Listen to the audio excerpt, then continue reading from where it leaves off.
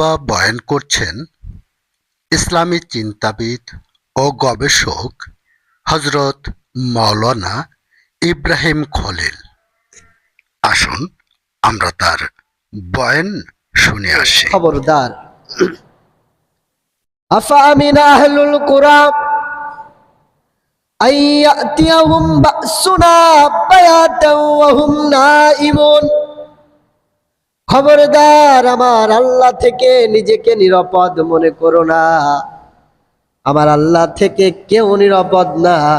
আমি মহান রব্বুল আলামিন গভীর ঘুমের ভিতরে তোমাকে দুনিয়ার থেকে বিদায় করে দিতে পারি। ইতিহাস সাক্ষী, যুগে যুগে যুগে যুগে আল্লাহ রাব্বুল আলামিন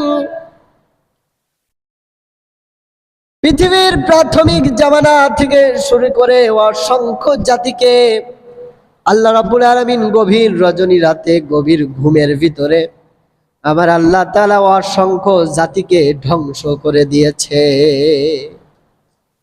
এজন্য মহান রব্বুল আলামিন বলছে, খবরদার, আমার আল্লাহ থেকে কেউ নিজেকে নিরাপদ মনে করো না। আমি আল্লাহ রাব্বুল আলামিন তোমাদেরকে ধ্বংস করে দিতে পারি, দুনিয়ার থেকে বিদায় করে দিতে পারি। সেদিন শুধু আফসোস করবে, আফসোসের আর কোনো সীমা থাকবে না।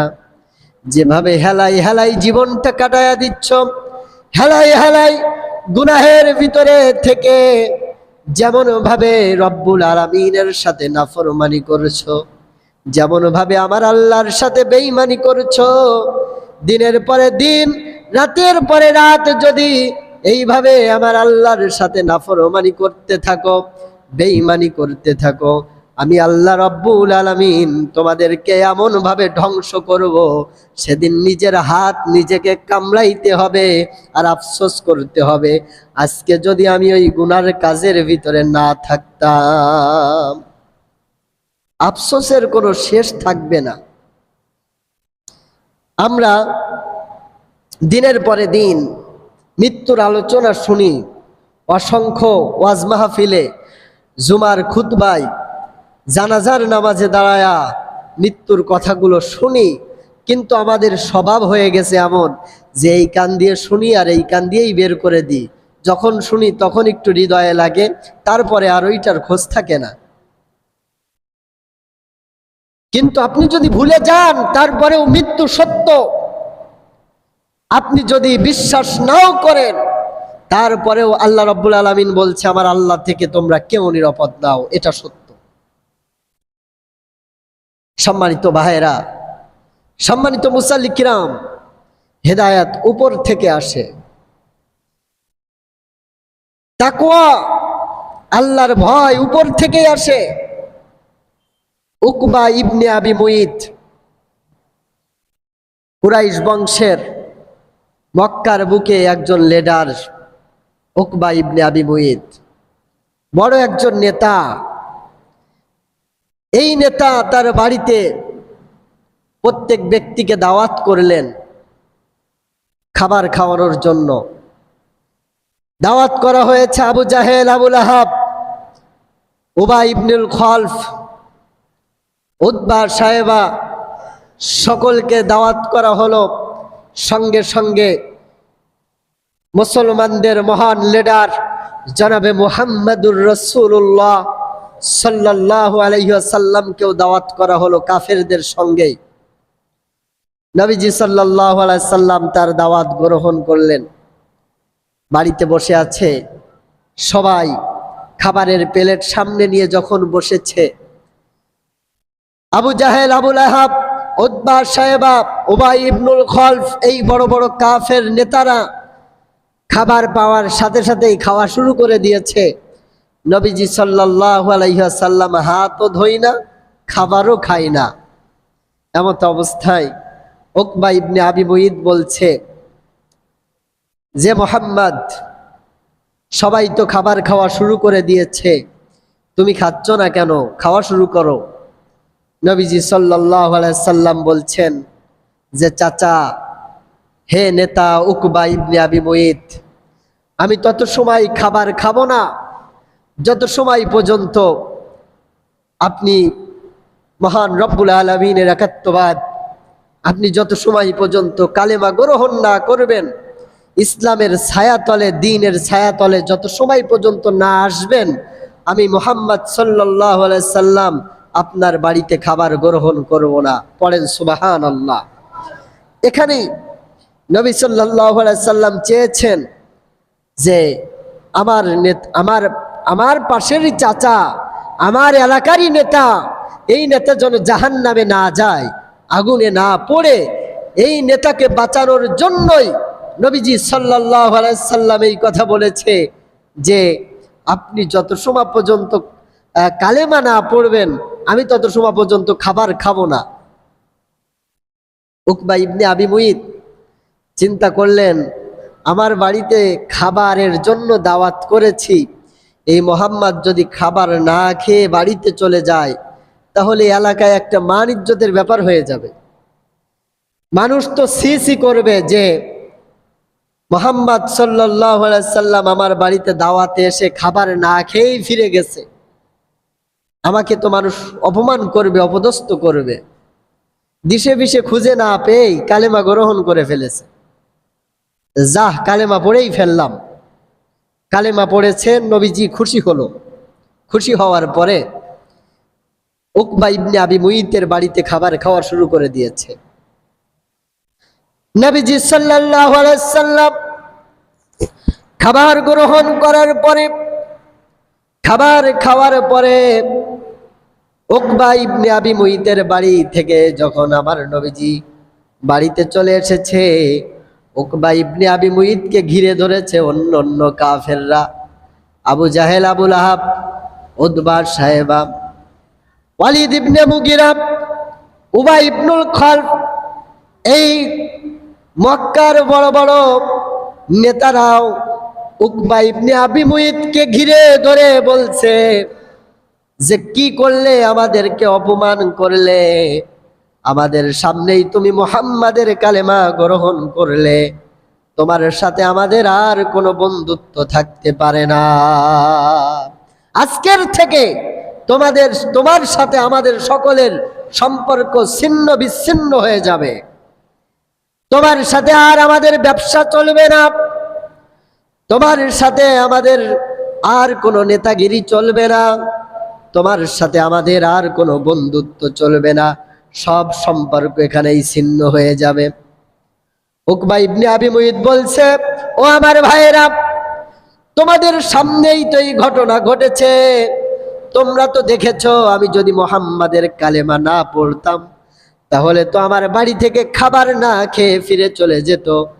আমার বাড়ি থেকে খাবার না খেয়ে চলে গেলে এলাকার মানুষ তো সি করতো যে দাওয়াতে এসে মুহাম্মদ সাল্লাল্লাহু আলাইহি সাল্লাম খাবার না খেয়ে ফিরে চলে গেছে। এখানে তো আমার মান ইজ্জত চলে যেত। তোমাদের সাথে আমাদের বন্ধুত্ব অটল রাখতে চাই। উকবা ইবনে আবি মুইত বলছে, বন্ধুরা আমার, তোমাদের সাথে আমার সম্পর্ক আমি ছিন্ন করতে চাই না, আমার সম্পর্ক আমি বজায় রাখতে চাই। তোমরা বলো কোন কাজ করলে, কি কাজ করলে তোমার সাথে আমার সম্পর্ক ভালো থাকবে, বন্ধুত্ব টিকে থাকবে। তখন ওই আবু জাহেল, আবু লাহাব, উতবা, সাহেবা, উবাই ইবনুল খালফ, এই নেতারা বলেছে, আমাদের সাথে যদি বন্ধুত্ব রাখতেই হয়, তাহলে তুমি এখনই মুহাম্মাদের বাড়ি চলে যাবে, তার দিকে থুতু নিক্ষেপ করবে, আরে মুহাম্মাদের কালেমা মুহাম্মাদকেই ফিরিয়ে দিবে। ফিরিয়ে দিয়ে যদি আসতে পারো, তাহলে তোমার সাথে আমাদের বন্ধুত্ব ঠিক থাকবে। নাউজুবিল্লাহ বলেন না। এই নাফরমান, এই বেঈমান উকবা ইবনে আবি মুইত বন্ধুত্ব টিকিয়ে রাখার জন্য, সম্পর্ক ঠিক রাখার জন্য সত্যি সত্যি আমার নবীজি সাল্লাল্লাহু আলাইহি সাল্লামের বাড়িতে চলে গেছে। বাড়িতে গিয়ে বলছে, হে মুহাম্মদ, আমি চাপে পড়ে কালেমা পড়েছিলাম, মুহাম্মদ সাল্লাল্লাহু আলাইহি সাল্লামের দিকে থুতু নিক্ষেপ করলো আর বলছে, তোমার কালেমা আমি তোমাকেই ফিরাইয়া দিলাম, তোমার কালেমা তোমাকেই ফিরিয়ে দিলাম, আমি তোমার কালেমা গ্রহণ করলাম না। এটা বলে উকবা ইবনে আবি মুইত বন্ধুত্ব রক্ষার জন্য কালিমা ফিরিয়ে দিলেন, আর নবীজির দিকে থুতু নিক্ষেপ করে তার থেকে বাড়ির থেকে ফিরে চলে আসলো। নবীজি সাল্লাল্লাহু আলাইহি সাল্লাম হাউমাউ করে কান্না শুরু করে দিয়েছে। আল্লাহ রাব্বুল আলামিন বলছেন, ইয়া ওয়াইলাতা লাইতানি লাম আত্তাখিয ফুলালান খলিলা। হে নবীজি, আপনি কষ্ট পাবেন না, আপনি কান্না করবেন না, আপনি অপেক্ষা করেন, ধৈর্য ধরেন। আপনার কালেমা পাওয়ার পরে যারা আজকে আপনার দিকে থুতু নিক্ষেপ করেছে, যারা আপনার কালেমা আপনার বাড়িতে এসে ফিরিয়ে দিয়ে গিয়েছে, ইয়া ওয়াইলাতা লাইতানি লাম আত্তাখিযু ফুলালান খলিলা, এমন একটা সময় আসবে নিজের হাত নিজে কামড়াইতে থাকবে, কামড়াইতে কামড়াইতে ছিঁড়ে ফেলবে, আঙ্গুল কামড়াইতে কামড়াইতে ছিঁড়ে ফেলবে, আর বলবে আফসোসের আফসোস, আমাদের আফসোস, আফসোসের আর শেষ থাকবে না। আজকে যদি বন্ধুত্ব রক্ষা করতে না যেতাম, আমাদের এই আফসোস করা লাগতো না। আমার কথা কি আপনারা বুঝতে পারছেন? উকবা ইবনে আবি মুইত শুধুমাত্র বন্ধুত্ব রক্ষার জন্য, আল্লাহ তাআলা বলছে এই উকবা ইবনে আবি মুইতের মতো যারা বন্ধুত্ব রক্ষা করার জন্য রাসূলের কালেমা ফিরায়া দিবে, রাসূলের দ্বীন ফিরায়া দিবে, তাদের এমন আফসোস করা লাগবে, নিজের হাত নিজেকে কামড়াইতে হবে, চামড়া ছিঁড়ে ফেলবে কামড়াইতে কামড়াইতে, আফসোসের আর কোনো শেষ থাকবে না।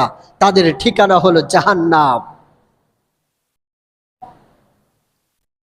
আজ আমাদের সমাজের অসংখ্য মানুষ বন্ধুত্ব রক্ষার জন্য রাসূলের দ্বীনকে ফিরাইয়া দিচ্ছে, অপমান করছে। অসংখ্য যুবক যুবতীগুলো বন্ধুত্ব রক্ষার জন্য তারা শেষ হয়ে যাচ্ছে, দ্বীন থেকে খারিজ হয়ে যাচ্ছে। আল্লাহর হাবিব সাল্লাল্লাহু আলাইহি সাল্লাম এজন্যই তো বলেছে, মান তাশাব্বাহা বিকওমিন ফাহুয়া মিনহুম, যার সাথে যার মহব্বত তার সাথে তার কিয়ামত, যার সাথে যার ভালোবাসা থাকবে, যার সাথে যার বন্ধুত্ব থাকবে, কিয়ামতের ময়দানে তার সঙ্গেই উঠা লাগবে, তার সাথেই তার হাসর হবে। প্রিয় কলিজার টুকরা মুসলমান ভাইরা, ভালো করে লক্ষ্য করতে হবে, খেয়াল করতে হবে। উকবা ইবনে আবি মুইতের মতো আজও হাজারো লাখো কোটি মানুষগুলো বন্ধুত্ব রক্ষার জন্য আল্লাহ রাব্বুল আলামিনের দ্বীন থেকে সরে আসছে, রাসূলের দ্বীনের উপরে লাথি মারছে। এর একটা বিশেষ নজির হলো এই যে বর্তমান ফুটবল খেলা চলছে, বিশ্বকাপ, এই ফিফা বিশ্বকাপে দেখবেন আমরা মিডিয়া খুললেই দেখতে পারছি, একজন অলরেডি বলেই ফেলেছে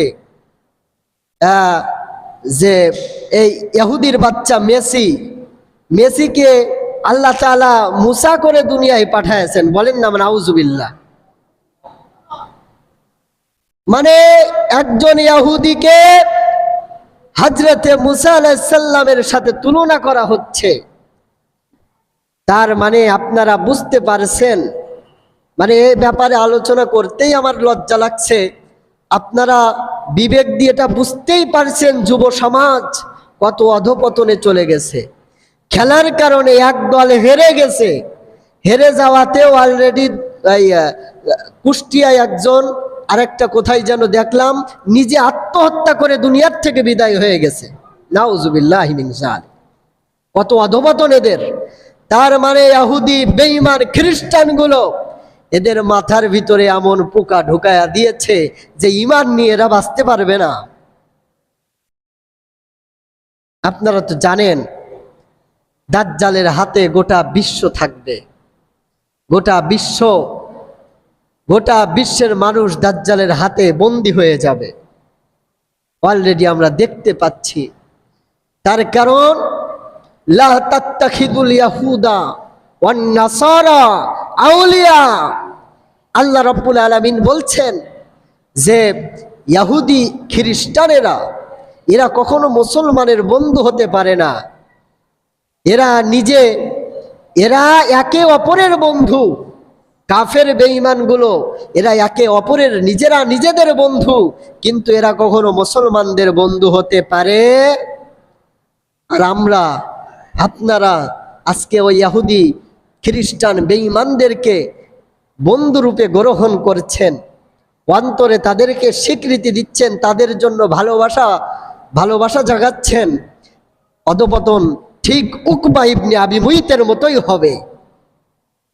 আল্লাহ রাব্বুল আলামিন ঘোষণা করে দিয়েছেন, উকবা ইবনে আবি মুইত বন্ধুত্ব রক্ষার জন্যই দিন থেকে বের হয়ে এসেছে। উকবা ইবনে আবি মুইত বন্ধুত্ব রক্ষার জন্য রাসূলের দিকে থুতু নিক্ষেপ করেছে। তা আমরাও আজকে যদি বন্ধুত্ব রক্ষার জন্য দিন থেকে খারিজ হয়ে যায়, অপেক্ষা করেন, ধৈর্য ধরেন, আফসোস করবেন। আল্লাহর কসম, নিজের আঙ্গুল কামড়াইতে কামড়াইতে ছিঁড়ে ফেলবেন আর আফসোস করবেন, আজকে যদি দিন থেকে খারিজ না হতাম, এই আফসোস আমাদের করা লাগতো না। যে যুব সমাজের মাথার উপরে রাসূলের দ্বীন উঠায়া দিয়েছেন। নবী করিম সাল্লাল্লাহু আলাইহি সাল্লাম কখনো বসে থাকেন নাই। দিনের পরে দিন, রাতের পরে রাত এই ইসলামকে উঠানোর জন্য, ইসলাম মানুষের দ্বারে দ্বারে পৌঁছিয়ে দেওয়ার জন্য, অসভ্য জাতিদেরকে সভ্যতায় পরিণত করার জন্য, খারাপ মানুষদেরকে ভালো বানানোর জন্য নবীজি সাল্লাল্লাহু আলাইহি সাল্লাম একবার এদিকে একবার সেদিকে, একবার উপরে একবার নিচে, সব সময় দাওয়াতি কাজ করেছে। একদিন ঝড় বৃষ্টি হচ্ছে এমত অবস্থায় নবীজি সাল্লাল্লাহু আলাইহি সাল্লাম আবু জাহেলের ঘরের দরজার সামনে গিয়ে কড়া নাড়িতেছে। আবু জাহেল ঘরের ভিতর থেকে বলছে, কে তুমি? নবীজি আমার বলছে, আমি মুহাম্মদ সাল্লাল্লাহু আলাইহি ওয়াসাল্লাম। ঘরের দরজাটা আবু জাহেল খুলে বলছে, কেন এসেছো? নবীজি বলছে, চাচা কালেমাটা কি পড়বেন না? দ্বীনের ছায়া তলে কি আপনি আসবেন না? কালেমাটা গ্রহণ করেন, তা না হলে আপনাকে জাহান্নামের আগুনে পোড়া লাগবে। আবু জাহেল তখন আমার নবীর দিকে রাগ করে বলছে, বেটা, এই ঝড় বৃষ্টির মধ্যেও কি তোমার এখানে আসা লাগবে? এই বৃষ্টির ভিতরেও কি তোমার দাওয়াত নিয়ে আসা লাগবে? তোমার কি আর কোনো সময় নাই যে বৃষ্টির ভিতরেও এসেছো দাওয়াতি কাজ করার জন্য? আমার নবীজি চোখের পানি ছেড়ে দিয়ে বলছে, চাচা, এমন একটা দিন, এমন একটা কিতাব আমার মাথার উপরে আমি বহন করে নিয়ে চলছি। এই কিতাব, এই দিন আমাকে বিশ্রাম নিতে দেয় না, এই দিন আমাকে বসতে দেয় না, এই দিন আমাকে শুধু মানুষকে বাঁচাইতে শিখেছে। এই মানুষগুলো কি জাহান্নামেই পড়বে? দিনের পরে দিন, রাতের পরে রাত কষ্ট করে এই দিনটা, রাসূলের এই দিন আমার যুব সমাজের মাথার উপরে উঠায়া দিয়েছে। যুবকদের মাথার উপরেই আমার রাসূল দিন উঠায়া দিয়েছে। আর যদি এই যুব সমাজ অধপতনে চলে যায়, শেষ হয়ে যায়, বলেন এই দিনের অবস্থা কি হবে? ইসলামের অবস্থা কি হবে? আমি কেন বলছি দিনটা যুবকদের মাথার উপরে দিয়েছে? নবীজি সাল্লাল্লাহু আলাইহি সাল্লামের মৃত্যুর আগ মুহূর্তে নবীজির জীবনের শেষ যে যুদ্ধের ঘোষণা দিয়েছিল রোমের খ্রিস্টানদের, কাফেরদের বিরুদ্ধে, মৃত্যুর কিছুদিন আগে নবীজি সাল্লাল্লাহু আলাইহি সাল্লাম একটা কাফেলা গঠন করলো, যুদ্ধের সৈন্যবাহিনী গঠন করলো, করে এই কাফেলার সেনাপতি বানালেন একজন যুবককে। তার নাম হলো হযরত উসামা। জোরে বলেন সুবহানাল্লাহ। আর এই উসামার বয়স ছিল মাত্র 18 বছর। কত বছর? জোরে বলেন কত বছর? 18 বছরের যুবক, 18 বছরের একজন যুবককে একটা যুদ্ধের সেনাপতি বানায়া বললেন, তার মাথার পাগড়ি পরায়া দিয়ে বললেন, হে উসামা, যাও রোমের খ্রিস্টানদের বিরুদ্ধে যুদ্ধের জন্য চলে যাও, আমি রাসূল তোমার জন্য দোয়া করে দিলাম। সুবহানাল্লাহ। হযরত উসামা তার সৈন্যবাহিনী নিয়ে, তার কাফেলা নিয়ে যুদ্ধের জন্য রওনা হয়েছেন। রাস্তার মাঝ বরাবর যে হযরত উসামার কাছে খবর আসলো, নবীজি আমার প্রচন্ড অসুস্থ, এখনই ফিরে চলে যেতে হবে। হযরত উসামা তার কাফেলা নিয়ে আবার ব্যাকে ফিরলেন। কিছুদিনের ভিতরে নবীজি সাল্লাল্লাহু আলাইহি সাল্লাম দুনিয়ার থেকে বিদায় হয়ে গেল, নবীজির ইন্তেকাল হয়ে গেল। হযরত আবু বকর রাদিয়াল্লাহু তাআলা আনহুর খিলাফত প্রতিষ্ঠা করলেন। হযরত আবু বকর রাদিয়াল্লাহু তাআলা আনহু খলিফা হওয়ার পরে তার প্রথম আদেশ ছিল, প্রথম যে আদেশটা করেছিল, প্রথম যে আদেশটা জারি করেছিল, হযরত আবু বকর রাদিয়াল্লাহু তাআলা আনহু চেয়ারে বসার পরে ডাক দিয়েছে, উসামা তুমি কোথায়, সামনে আসো। হযরত উসামাকে ডাক দিয়ে বলেছে, উসামা রে, তোমাকে নবীজি যুদ্ধের সেনাপতি করে তোমাকে যে কাফেলা পাঠায় দিয়েছিল, ওই কাফেলা আমি আবু বকর কিভাবে বন্ধ করতে পারি না। এই কাফেলা নিয়ে তুমি যুদ্ধের জন্য রওনা হয়ে যাও। যে যুদ্ধ আমার রাসূল অটল করে রেখে গেছে, ওই যুদ্ধ আমি আবু বকর থামাইতে পারি না। সুবহানাল্লাহ বলেন না।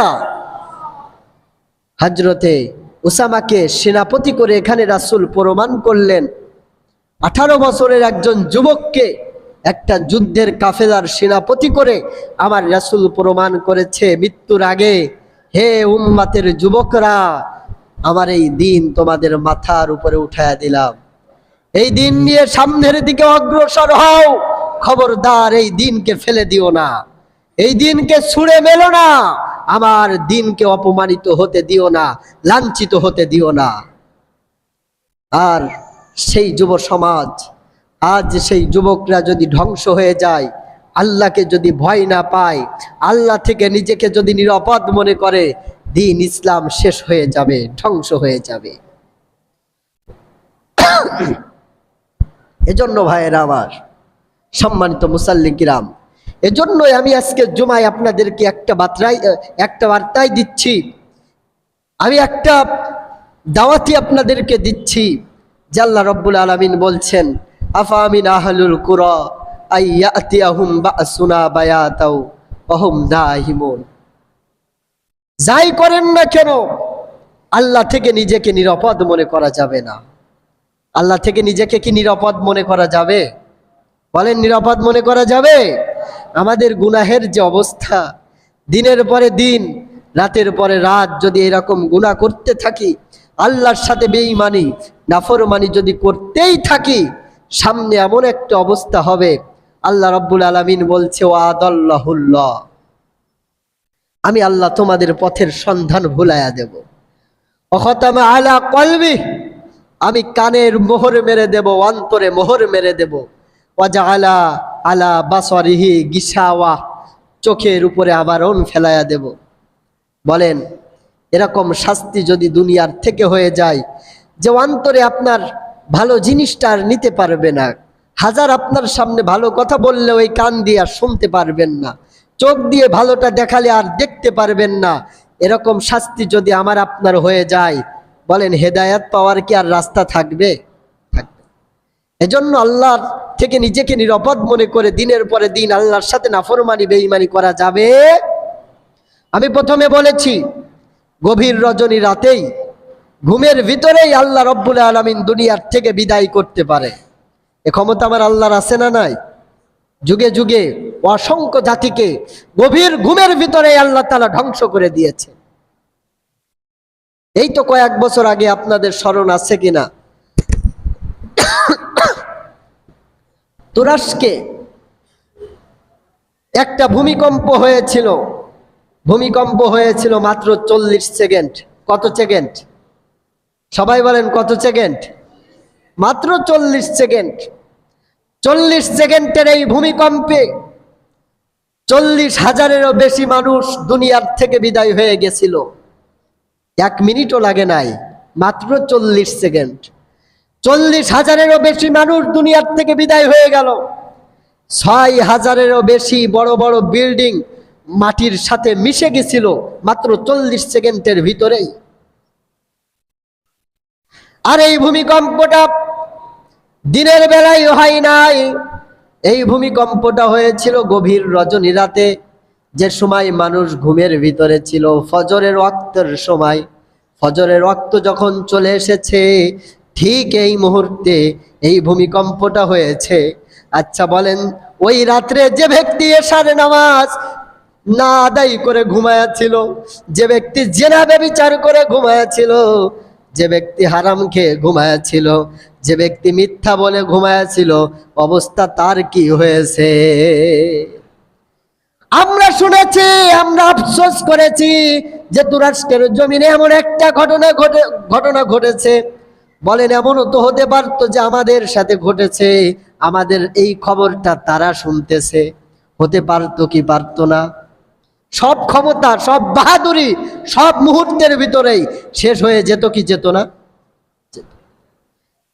একজন লোক 3টা রুটি হাতে নিয়ে মিডিয়ার সামনে এসে দাঁড়ায়া বলছিল, এই তো 40 সেকেন্ড আগে আমি 3টা বাড়ির মালিক ছিলাম, আর 40 সেকেন্ডের ব্যবধানে 3টা রুটি ভিক্ষা করে নিয়ে দাঁড়ায় আছি। এ ক্ষমতা আমার আল্লাহর আছে না নাই? আছে না নাই? আছে। এজন্য মুহূর্তের ভিতরেই সবকিছু শেষ হয়ে যেতে পারে। আসেন, কেউ আমরা আল্লাহ থেকে নিরাপদ না, আল্লাহ থেকে কেউ নিরাপদ মনে করবেন না। আল্লাহর উপরে অবিচল থেকে, আল্লাহকে ভয় করে, তাকওয়া অর্জন করে সামনের জীবন অতিবাহিত করার সিদ্ধান্ত গ্রহণ করেন। সকলকে আল্লাহ রব্বুল আলামিন যেন কবুল করেন। সবাই বলেন আমিন। আমিন। আখিরি দাওয়ানা আনিল